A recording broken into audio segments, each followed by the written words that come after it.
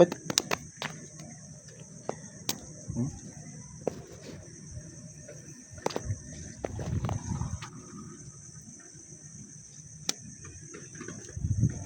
Nakakain daw to, pre.